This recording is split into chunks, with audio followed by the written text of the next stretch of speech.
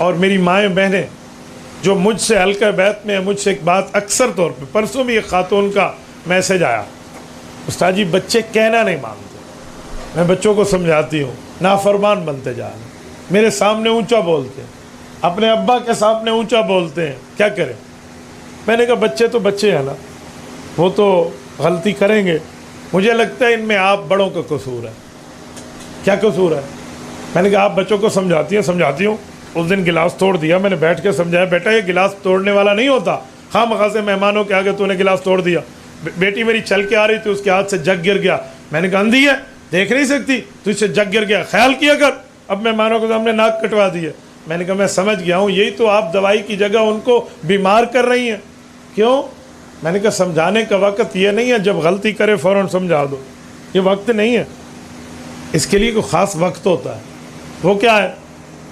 میں نے کہا مجھے بتائیں جب آپ کو اپنی اماں رات کو سلاتے ہوئے کہانیاں سناتی تھی، آپ کو پرسکون نیند آتی تھی؟ کہتے جی ہاں۔ میں نے کہا اس وقت اماں سے محبت بڑھتی تھی؟ بہت بڑھتی تھی۔ اگر اماں اس وقت کچھ کہتی ہے نیند چھوڑ کے مان لیتی، اماں کہانی سنا رہی، تو میں نے کہا سمجھانے کا وقت رات ہے۔ جب آپ کا بچہ آپ کی بچی آپ کے ساتھ سوئے اور آپ اس کو 2 کہانیاں سنائیں، ایک کوا تھا اور ایک طوطا تھا، کہانی جاتی جاتی ہے میرپور سے بمبر تک تو ختم ہو جائے گی طوطے اور کوے کی کہانی۔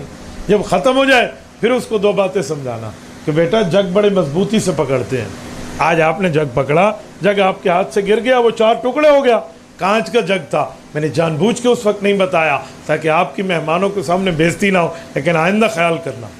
اب بیٹی کا ذہن بنے گا اماں میری دشمن نہیں ہے، میری عزت نفس کا خیال کیا ہے، مجھے بے عزت نہیں کیا، مجھے اس نے مقام دیا ہے، آئندہ مجھے اپنی جان پہ بن گئی نا، جان پہ بنا لوں گی لیکن اماں کی چیز کی حفاظت کروں گی۔ یہ ہے سمجھانے کا وقت۔ آپ کا بیٹا ہے نا، وہ نماز نہیں پڑھتا، سمجھانے کا وقت یہ ہے، یہ نہیں ہے آپ نے 2 تھپڑ اٹھائے چل نماز کے لیے، ایک تو تمہارے کہنے پہ پڑھ لے گا، لیکن جب تم نہیں ہوگے نا پھر اس نے نماز نہیں پڑھنی، پھر وہ نماز کا دشمن بن جائے گا۔ حدیث پاک میں کیا ہے؟ مروا اولادکم بالصلاۃ وہم ابناء 7 اور وضربوہم علیہا وہم ابناء 10۔ ڈانٹ ڈپٹ کا حکم 10 سال کے بعد ہے۔ یہ وضربوہم سے بڑا ڈنڈا اٹھانا نہیں ہے، ٹھیک ہے، ورنہ نابالغ کی مار کا تو کل قیامت میں اللہ کے رسول وکیل بنیں گے۔ یہاں ڈانٹ ڈپٹ ہے، اور سمجھانا 7 سال میں۔